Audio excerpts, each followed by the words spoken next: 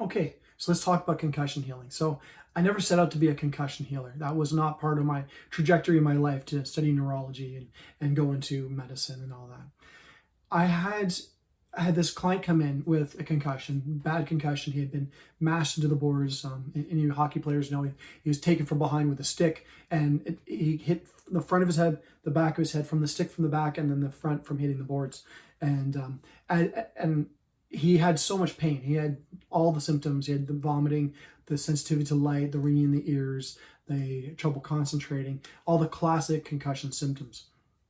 And I just done body talk at the time. So I thought, oh, I'll just lay on my table, do some body talk and tap, tap, tap, tap, tap, and muscle test, muscle test. Had no effect. And I said, let me try Reiki. So I did Reiki and did bounce on his chakras and his head.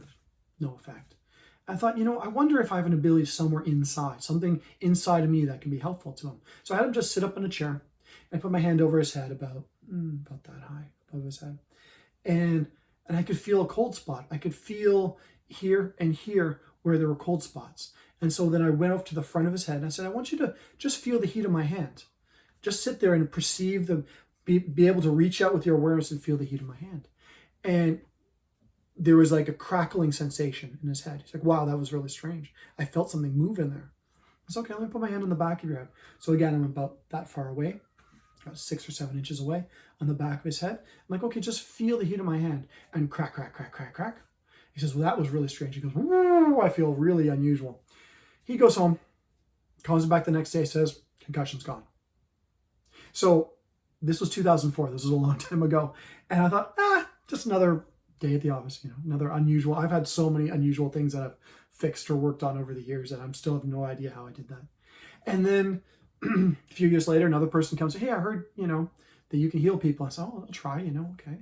Having a concussion. I was like, okay, let me try that. Let me try this thing again. So, I did some energy work, again, no effect. So let me just try this other thing I've been doing with putting my hand over the head and around the head and getting people to perceive my hands and reach out to my hands. Now, I'm not giving Reiki energy in. I'm not shamanically pulling pain out. I'm just neutral, putting my hands around their head.